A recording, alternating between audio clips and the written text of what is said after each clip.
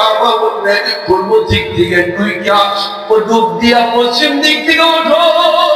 ওঠার সঙ্গে সঙ্গে বান্দার জাহান্নামে যে কুতাগুলা খেয়েছিল, মারগুলা হয়েছিল, চেহারাটা মস্কানো, হাত কাটা, মাথা ভাঙলা, কিন্তু পরিপূর্ণভাবে বাইরে ছেড়ে না। এবার এদেরা যখন এই কূপ থেকে গোসল করে দ্বিতীয় কূপে বলবে তোমরা পূর্ব দিক থেকে উঠা ডুব দিয়া পশ্চিম দিক থেকে ওঠো। পশ্চিম দিক থেকে ওঠার সঙ্গে সঙ্গে দুনিয়াতে আব্দুল করিম যে রূপ আল্লাহ ছিল, এবার ওই বাংলার রূপ লাবণ্য হাতের জায়গায় হাত, বস্তুর জায়গায় বস্তু অটোমেটিক লেগে যাবে। এবার বাইরে বাইরে চিন্তা ধরে ধরবে, ভাই অনেক কষ্ট করছি, অনেক কথা পাইছি, ভাই আর জাহান্নামে থাকতে চাই না।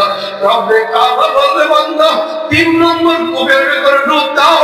পূর্ব দিক থেকে ডুব দিয়া যখন পশ্চিম দিক থেকে উঠবে, এবার ওটার সঙ্গে সঙ্গে জাহান্নামী বান্দারা আদম আলাইহিস সালামের মতো 60 হাত লম্বা, ঈসা আলাইহিস সালামের মতো 33 বছরের যুবক, আল্লাহু আকবার দাউদ আলাইহিস সালামের মতো কণ্ঠ, আইয়ুব আলাইহিস সালামের মতো সবুর, ইউসুফ আলাইহিস সালামের মতো সুন্দর, মুহাম্মদুর রাসূলুল্লাহ আখলাক হয়ে যাবে। রব্বুল আলামিন বলবে এ বান্দা তোদেরকে জান্নাত দিয়া দিলাম।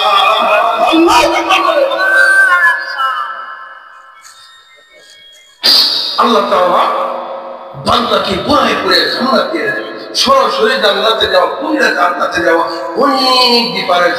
আল্লাহ তাআলা আপনাকে আমাকে হাসরের ময়দান থেকে পরিপূর্ণভাবে আল্লাহ তাআলা যেন জান্নাতে যাওয়ার তৌফিক দান করেন। আমিন। ওয়া আখিরু দাওয়ানা আলহামদুলিল্লাহি রাব্বিল আলামিন।